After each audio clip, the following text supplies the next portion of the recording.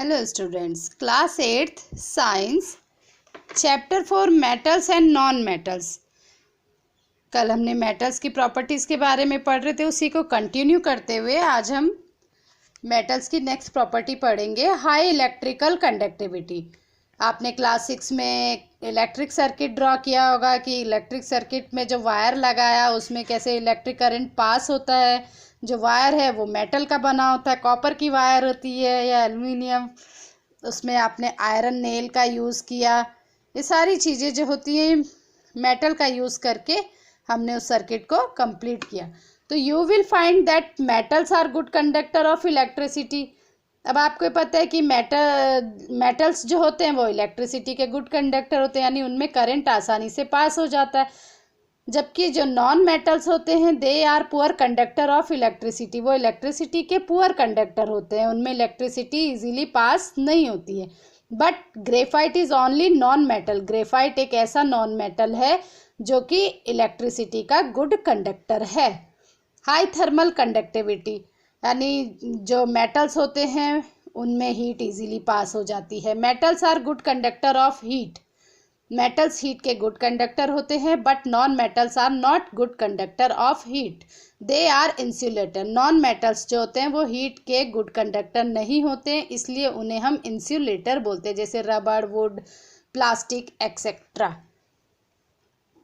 The copper wire did not melt on heating. Copper wire heat होने के बाद भी मेल्ट नहीं होती है, बिकॉज क्योंकि मेटल जो होते हैं उनके हाई मेल्टिंग पॉइंट होता है। They do not melt easily even heating, यानी गर्म होने के बाद भी वो जल्दी से मेल्ट नहीं होते हैं, काफ़ी लंबे समय तक वो गर्म रहते हैं बट मेल्ट नहीं होते। Hardness, metals are generally hard. Metal hard होते हैं, non metals are generally soft, और नॉन मेटल जो होते हैं वो सॉफ्ट होते हैं।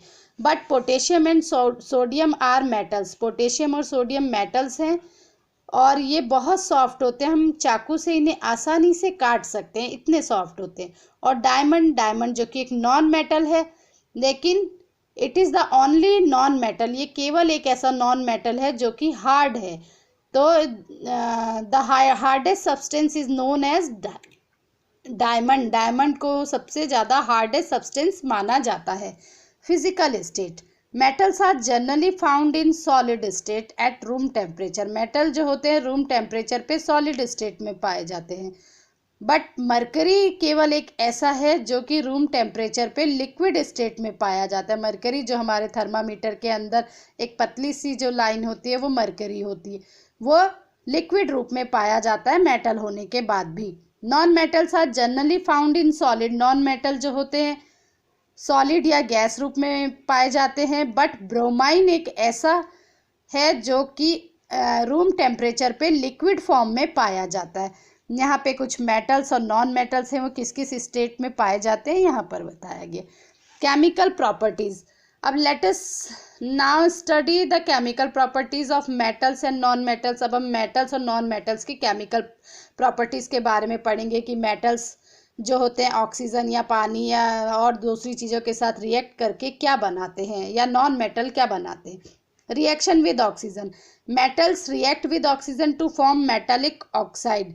मेटल्स जो होते हैं ऑक्सीजन के साथ रिएक्ट करके मेटालिक ऑक्साइड बनाते हैं। जैसे यहाँ पर मैग्नीशियम और ऑक्सीजन रिएक्शन करके मैग्नीशियम ऑक्साइड बना। ऐसे ही non metals react with oxygen form non metallic oxide. Non metal जो होते हैं ऑक्सीजन के साथ रिएक्ट करके नॉन मेटालिक ऑक्साइड बनाते हैं। जैसे सल्फर नॉन मेटल है, ऑक्सीजन के साथ रिएक्ट करके सल्फर डाइऑक्साइड बनाता है। Reaction with water, metals react with water to form either oxide और hydroxide and hydrogen gas. Metal पानी के साथ रिएक्ट करके ऑक्साइड, हाइड्रोक्साइड और हाइड्रोजन गैस बनाते हैं। Metal, water, metal oxide, metal hydroxide और hydrogen gas. Sodium is a very reactive metal. Sodium सबसे ज़्यादा रिएक्ट करने वाला मेटल होता है। It is voluntarily with cold water and also oxygen. A lot of heat is involve when sodium react with water, sodium जब water के साथ react करता है, ठंडे पानी के साथ और ऑक्सीजन के साथ भी, तो ये बहुत तेज़ी के साथ जो है a lot of heat is involve, बहुत तेज़ी के साथ इसमें से आग निकलती है, बहुत जल्दी रिएक्ट करता है। It can even react with moisture, ये जो होता है मॉइस्चर के साथ भी रिएक्ट करता है। This is the reason why sodium is always kept emerge in kerosene, यही कारण है कि सोडियम को हमेशा केरोसिन में डुबा के रखा जाता है। Sodium react with water to form a clear solution of sodium hydroxide, hydrogen gas is also produce, sodium जब पानी के साथ रिएक्ट करता है तो सोडियम हाइड्रोक्साइड बनाता है और हाइड्रोजन गैस प्रोड्यूस होती है। Sodium plus water, sodium hydroxide और हाइड्रोजन गैस। सोडियम का फॉर्मूला होता है Na, वाटर H2O और सोडियम हाइड्रोक्साइड बना NaOH।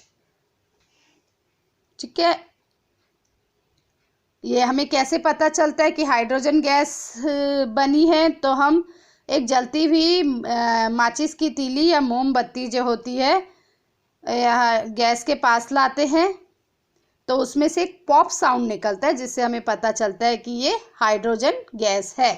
Non metals do not react with water, non metals जो होते हैं पानी के साथ रिएक्ट नहीं करते हैं।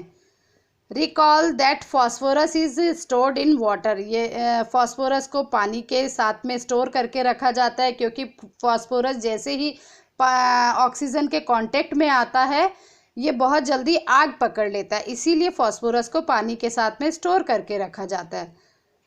This is because phosphorus do not react with water, और वो फॉस्फोरस पानी के साथ रिएक्ट नहीं करता है। तो non metal plus water, non metal को अगर पानी के साथ रखते हैं तो कोई भी रिएक्शन नहीं होता है। Thank you.